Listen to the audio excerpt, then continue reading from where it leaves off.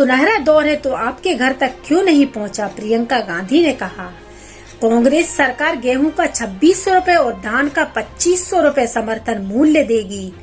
प्रियंका गांधी ने बोला, कांग्रेस सरकारों ने हिमाचल, राजस्थान और छत्तीसगढ़ में पुरानी पेंशन लागू की। कांग्रेस की सरकार बनने पर मध्य प्रदेश में भी होगी। प्रियंका गांधी ने इस बात को कहा।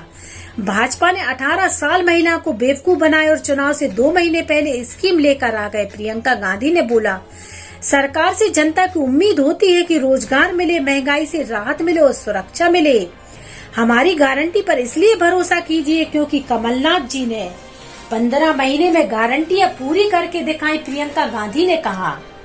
दमोह 28 अक्टूबर 2023। कांग्रेस की महासचिव श्रीमती प्रियंका गांधी ने आज दमोह में आयोजित कांग्रेस की विशाल जनसभा में अपने संबोधन की शुरुआत करते हुए कहा कि भाइयों बहनों, मुझे पता है आप बहुत समय से हमारा इंतजार कर रहे हैं और इसके लिए मैं आपकी बहुत बहुत आभारी हूँ। भगवान जागेश्वर नाथ जी की जय। आज वाल्मीकि जी की जयंती है, मैं उन्हें प्रणाम करती हूँ। बुंदेलखंड की धरती रानी दुर्गावती की धरती। बुंदेलखंड के वीरों ने 1857 से लेकर आजादी की लड़ाई तक बलिदान दिए, उन्हें नमन करती हूँ। प्रियंका गांधी ने कहा कि आज सरकार बता रही है कि देश का सुनहरा दौर आ गया है, लेकिन मैं आपसे जानना चाहती हूँ कि यह सुनहरा दौर आपकी चौखट तक क्यों नहीं पहुँचा, आपके जीवन में क्यों नहीं पहुँचा है। आप तो गरीब के गरीब हैं। आप अपने जीवन के संघर्षों में जूझ रहे हैं। आपके घरों में और दमोह में आज भी पानी की किल्लत है। आज लोग बुंदेलखंड से पलायन क्यों कर रहे हैं। भाजपा ने 18 साल महिला को बेवकूफ बनाया और चुनाव से 2 महीने पहले स्कीम लेकर आ गए, लेकिन उनकी झूठ की गारंटी अब नहीं चलने वाली क्योंकि अब मध्य प्रदेश में कांग्रेस की सरकार बनने वाली है। और हमारी गारंटी पर इसलिए भरोसा कीजिए क्योंकि कमलनाथ जी ने 15 महीने में गारंटियां पूरी करके दिखाई। कांग्रेस सरकारों ने हिमाचल, राजस्थान और छत्तीसगढ़ में पुरानी पेंशन लागू की है। कांग्रेस की सरकार बनने पर मध्य प्रदेश में भी होगी। कांग्रेस सरकार गेहूं का 2600 रुपए और धान का 2500 रुपए समर्थन मूल्य देगी। प्रियंका गांधी ने कहा कि कमलनाथ जी ने आपको बताया है कि केंद्र में जब कांग्रेस की सरकार थी तो हमने बुंदेलखंड पैकेज देने का काम किया था, लेकिन आज मैं यहाँ मध्य प्रदेश के चुनाव को लेकर आपके बीच में आई हूँ। आज नेताओं के आरोप प्रत्यारोप के बीच आपको निर्णय लेना है कि आप किसका समर्थन करेंगे। मैं यह बातें करने आई हूँ, ना कि भाषण देने। एक जमाना था जब हमारे देश में बड़े बड़े महापुरुष आजादी की लड़ाई लड़ रहे थे। हमारी उनसे बहुत उम्मीदें थी। आज आपकी भी उम्मीदें होनी चाहिए किसी दल से, किसी नेता से। प्रियंका गांधी ने कहा कि जब मैं आम जनता से मिलती हूँ और उनसे पूछती हूँ कि आपकी क्या उम्मीद है सरकार से, तो यह बताते हैं कि हमारे संघर्ष भरे जीवन में हम चाहते हैं कि बस थोड़ी सी मदद मिल जाए सरकार की ओर से। हमें रोजगार मिल जाए, हमें महंगाई से राहत मिल जाए, हमें सुरक्षा मिल जाए। बस इतनी सी उम्मीद जनता की रहती है। मुझे भी पता है कि आप लोग रात दिन मेहनत करते हैं और अपने बच्चों को पढ़ाते हैं। मुझे यह भी पता है कि बुंदेलखंड से पलायन बहुत होता है। आप जो भी है मेहनत करते हैं, आप भी चाहते होंगे कि आपका भविष्य मजबूत हो, सुरक्षित हो, और आप भी चाहते हैं कि सरकार आपके जीवन में भागीदारी निभाए और मदद करे। प्रियंका गांधी ने कहा कि पलायन तभी होता है जब क्षेत्र में रोजगार की संभावना नहीं होती है।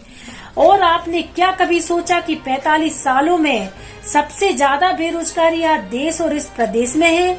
मध्य प्रदेश की 18 साल की सरकार ने पिछले 3 सालों में मात्र 21 नौकरियां दी हैं। मध्य प्रदेश में कितनी सरकारी नौकरियां खाली हैं, कितने पद खाली हैं। स्वास्थ्य विभाग में डॉक्टर के पद खाली हैं, लेकिन फिर भी सरकार इन पदों पर भर्ती करने का काम नहीं कर रही है। आज मध्य प्रदेश में युवाओं ने भर्ती के लिए फॉर्म भरे हैं, परीक्षा पास की है, लेकिन फिर भी उनके हाथ में रोजगार नहीं है। प्रियंका गांधी ने कहा कि बड़े बड़े पीएसयू और सरकारी योजनाओं विभागों से भारी मात्रा में रोजगार बनते थे, लेकिन ये सरकार अपने मित्रों को सभी पीएसयू बेचने का काम कर रही है। छोटे दुकानदारों, छोटे व्यापारों से रोजगार बनते थे, लेकिन सरकार ने उन सभी की कमर तोड़ रखी। उन्होंने कहा कि कोरोना के समय और उसके बाद भी अन्य देशों की सरकारों ने नागरिकों की आर्थिक मदद की, व्यापारियों और छोटे व्यापारियों की भी मदद की, लेकिन भारत में ऐसा कुछ भी देखने को नहीं मिला। प्रियंका गांधी ने कहा कि आज बड़े बड़े उद्योगपतियों को देश की संपत्ति बेचने का काम यह सरकार कर रही है, किसानों की कमर तोड़ने का काम कर रही है। डीजल, पेट्रोल, खाद, बिजली, पानी सब कुछ इन्होंने महंगा कर रखा है। किसानों को किसी भी तरीके की राहत देने का काम यह सरकार नहीं करना चाहती है और इस तरह से लगातार महंगाई एक तरफा बढ़ती जा रही है, रोजगार के माध्यम बंद होते जा रहे हैं। उन्होंने कहा कि आपके जीवन में बहुत संघर्ष है, आप अपने बच्चों के लिए बचत करना चाहते, उन्हें पढ़ाना चाहते, लेकिन हर चीज पर इतना ज्यादा टैक्स है कि बचत तो छोड़िए, गुजारा करना भी मुश्किल है। अगर किताबें खरीदनी है तो वहाँ पर भी जीएसटी देनी पड़ रही है, बच्चों की यूनिफॉर्म के लिए भारी जीएसटी देनी पड़ रही है, अपने स्वास्थ्य के लिए दवाइयाँ खरीदनी है तो वहाँ पर भी हमें जीएसटी देकर महंगाई का सामना करना पड़ रहा है। आप आगे बढ़ कैसे पाएंगे, क्योंकि एक ओर तो इतनी महंगाई, बेरोजगारी है और दूसरी ओर सरकार भी कोई मदद नहीं कर रही है।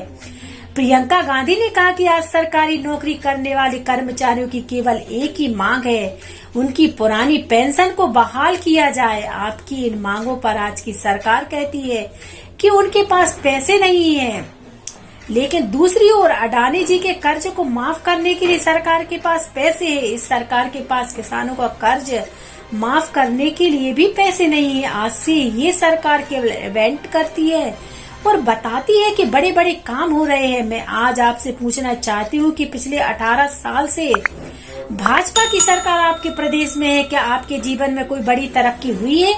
क्या आपको रोजगार मिला है? क्या महंगाई घटी है? आज देश में जो सरकार चल रही है वह बड़े बड़े उद्योगपतियों के लिए चल रही है। आज इस सरकार के पास गरीबों के लिए, किसानों के लिए, युवाओं के लिए कुछ भी नहीं है। प्रियंका गांधी ने कहा कि जो हम जनगणना की बात करते हैं, इस देश में ओबीसी वर्ग, अनुसूचित जाति और दलित वर्ग के लोग कितने हैं। आप आज देखेंगे कि देश के सभी बड़े मीडिया संस्थान, सभी यूनिवर्सिटी और सभी सरकारी संस्थानों में ओबीसी वर्ग और SC/ST वर्ग का प्रतिनिधित्व नहीं है। जब हम जातिगत जनगणना करने की बात करते और न्याय देने की बात करते हैं तो यह सरकार यह काम नहीं करना चाहती, बल्कि बड़े बड़े इवेंट करके और मीडिया के माध्यम से आप सभी को बताती है कि हम ओबीसी के लिए, हम दलित के लिए, हम आदिवासियों के लिए काम कर रहे हैं। उन्होंने कहा कि आपके बच्चों के लिए अच्छे स्कूल, अच्छे कॉलेज और स्वास्थ्य की सुविधा क्यों नहीं है 18 साल की मध्य प्रदेश में भाजपा की सरकार के पास? क्या अब कोई बहाना बचता है? लेकिन फिर भी आज भाजपा के नेता जनता के बीच में जाकर झूठी घोषणाएं करते हैं। भाजपा नेता समझ चुके हैं कि चुनाव के समय पर खोखली घोषणाएं कर दो, धर्म की बात कर लो, जाति की बात कर लो, चुनाव जीतने की जो नैया वह पार हो जाएगी। इसलिए भाजपा काम करने के लिए तैयार नहीं है, ना ही उनकी नियत काम करने की है। प्रियंका गांधी ने कहा कि छत्तीसगढ़ की हमारी कांग्रेस सरकार ने जनता की संपत्ति को जनता के रोजगार के लिए उपयोगी बनाने का काम किया। छत्तीसगढ़ में किसानों के रोजगार को बढ़ावा दिया गया है और लोग अब आपस कृषि से संबंधित रोजगार कर रहे हैं, क्योंकि छत्तीसगढ़ में जो कांग्रेस की सरकार बनी है वह आप सभी के हित की सरकार है और ऐसा ही काम हम मध्य प्रदेश में करने वाले हैं। कांग्रेस की राजनीति काम करने की राजनीति है, जबकि भाजपा की झूठ और शर्मिंदगी वाली राजनीति। उन्होंने कहा कि मैं आज आपके सामने केवल यही कहने आई हूँ, आपको सही प्रयासों से सही नतीजे पर पहुँचना है और सही सरकार बनाकर मध्य प्रदेश के भविष्य को सुरक्षित करना है। आपको कांग्रेस के वचन बताने से पहले यह भी कहना चाहती हूँ कि आप देखिए, कांग्रेस की सरकार जहां पर हम अपने वचन पत्रों का पालन कर रहे हैं। कांग्रेस के वचन सरकार बनते ही लागू होना शुरू हो जाते हैं। भाजपा की तरह नहीं कि जब 18 साल सत्ता में निकल गए, अब आखिरी में उन्हें लाडली बहना याद आई। आज मध्य प्रदेश में हर दिन 17 बलात्कार हो रहे हैं, महिला सुरक्षित नहीं है, लेकिन चुनाव के 2 महीने पहले लाडली बहन योजना के जरिए महिला को गुमराह करना चाहते हैं। मैं महिलाओं से कहना चाहती हूँ कि आप सभी की बात सुनो, लेकिन आप वोट अपने बच्चों के भविष्य के लिए करो। उन्होंने कहा कि कांग्रेस की सरकार बनने पर गेहूं और धान का समर्थन मूल्य 2600 और 2500 रुपए करने का काम करेंगे, जिसे हम 3000 रुपए तक लेकर जाएंगे। 1000 यूनिट बिजली बिल माफ करने का काम करेंगे। हम गैस सिलेंडर 500 में देने का काम करेंगे। स्कूली शिक्षा के लिए स्कूल के बच्चों को हम 500 से 1500 रुपए देने का काम करेंगे।